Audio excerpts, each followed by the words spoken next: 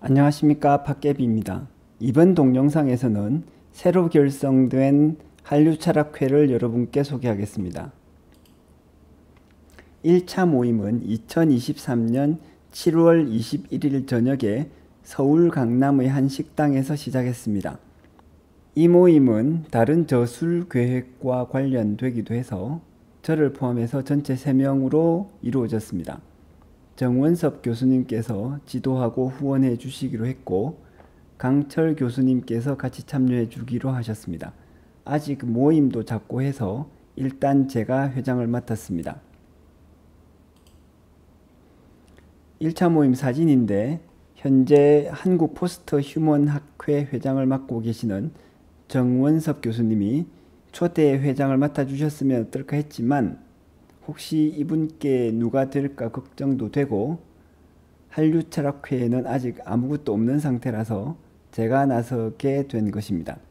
그래서 정 교수님께서는 뒤에서 후원해 주시는 형태로 출발합니다. 저는 현재 성균관대 학부대학에서 강의하고 있고요. 강철 교수님은 서울시립대 자유융합대학에서 강의하고 계십니다. 그 밖에도 여러 교수님들이 주로 참여하실 텐데요. 다른 분들은 다음 기회에 같이 소개하도록 하겠습니다. 예전에 이 채널에서 K-POP 철학에 대한 영상을 2개 정도 올렸었는데요. K-POP에 대한 조사를 좀 더 하려 하면서 추가 영상이 늦어졌습니다. 그러다가 최근에 강철 교수님과 만나 이야기하면서 한류철학회를 결성하게 되었습니다.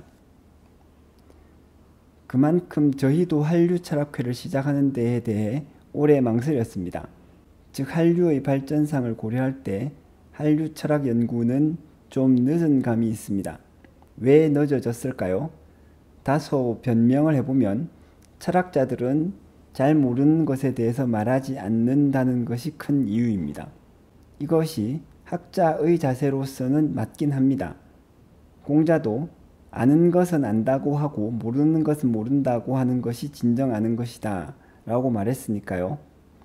철학자들은 K-POP이나 영화 드라마를 보지 않고 철학책 읽고 연구하느라 바쁘시니까 당연한 일이기도 합니다.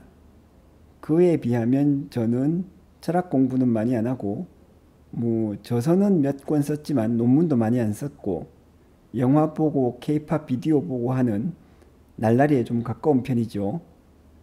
가수나 영화 감독이 날라리일 수는 없지만 하라는 철학 공부는 안 하고 유튜브만 보고 있는 저는 날라리일 수 있겠습니다.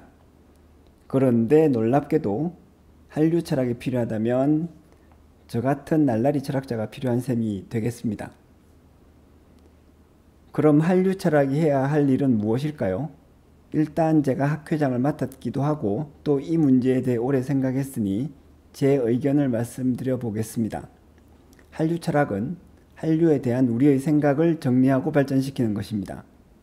여기서 한류는 철학의 주제가 될 것이고 생각을 정리하고 발전시키는 것은 철학의 방법이자 내용이지요. 그래서 한류 철학은 K-POP이란 무엇인가?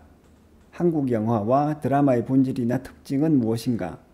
한류의 어떤 특징이 매력적이고 어떤 점은 극복해야 할 단점인가? 등 이런 주제들에 대해서 생각하고 연구할 것입니다.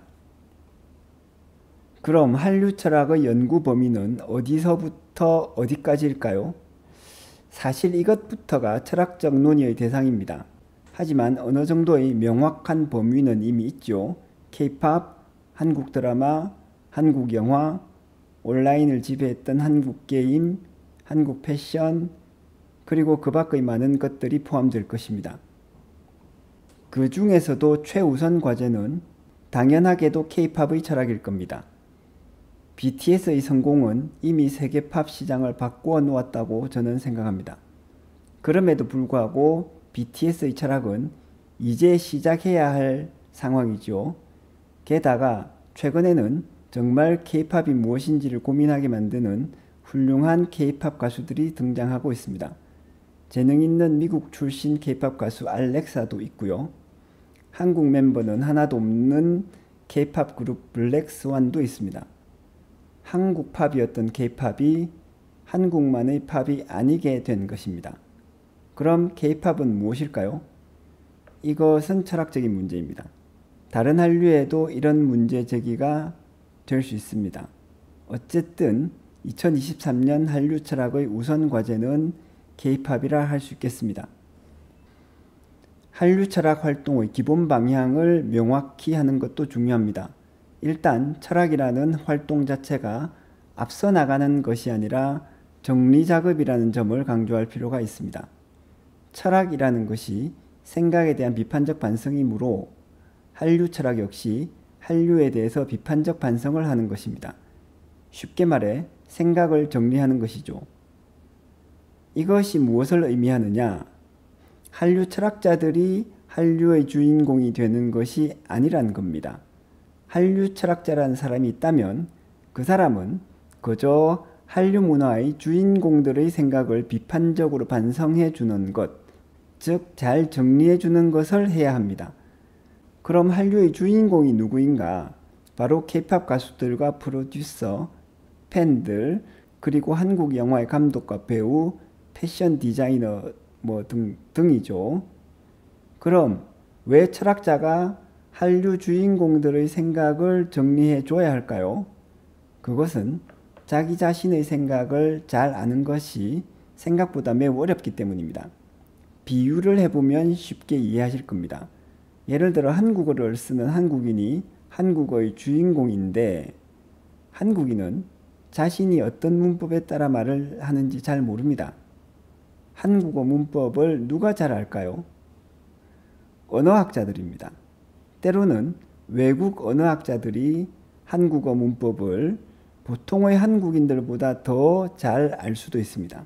마찬가지로 한류 주인공들이 가진 생각도 철학자들이 더 잘 이해하고 정리할 수 있는 것입니다. 그럼 한류 철학회의 활동을 어떻게 할 것인가? 일단 제가 한류 철학회 회장이니 말씀드리자면 학술 논문보다는 유튜브를 통해서 활동할 계획입니다. 왜냐하면 이것이 한류 철학을 필요로 하는 사람들과 더 직접 소통하는 통로이기 때문입니다. 한류를 주도하는 가수, 배우, PD들이 논문을 읽고 있지는 않을 것 아닙니까? 사실 교수들 입장에서는 유튜브보다는 논문이 더 필요합니다. 유튜브 동영상 하나 올렸다고 연구 성과에 반영해 주지 않거든요.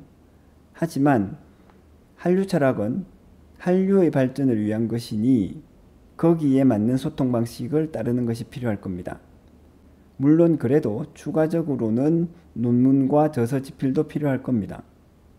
우리 문화인 한류가 견고한 학술적 바탕을 가져야 하니까요. 좀 재미없고 딱딱한 방식이긴 하지만 장기적인 발전을 위해서는 필요할 겁니다. 한류 철학을 구체적으로 어떻게 연구할 것인가에 대해서도 생각한 바가 있습니다. 먼저 한류에 대해서 잡담하는 방식으로 활동을 시작할 겁니다. 철학적 관념이나 지식을 버리고 한류의 팬이 되어서 생각하는 것입니다. 그러다 보면 저절로 철학적인 개념과 사고방식이 어느 정도 필요할 때마다 따라 나올 거라고 생각합니다. 철학 전공자들의 직업병이 어디 안 가거든요.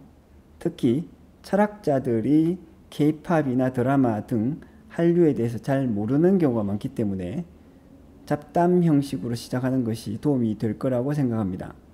반대로 철학자들이 이미 아는 것을 먼저 정해놓고 시작하면 죽은 한류 철학이 될 가능성이 큽니다. 제가 그런 것을 여기저기서 많이 봤거든요. 그래서 한류 주인공들의 사상을 해석하는 태도가 필요합니다. 철학자의 사상을 강요하는 것은 절대 안 됩니다. 칸트나 헤겔 철학이 먼저 등장하고 거기에 한류를 맞춰 놓으면 안 되는 거죠. 우리 문화에 내재된 독특한 철학 사상을 해석해내는 것이 관건입니다.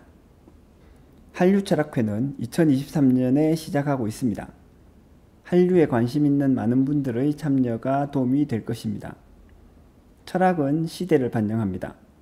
철학사를 공부하면 철학과 시대의 연관성을 잘 알 수 있어요.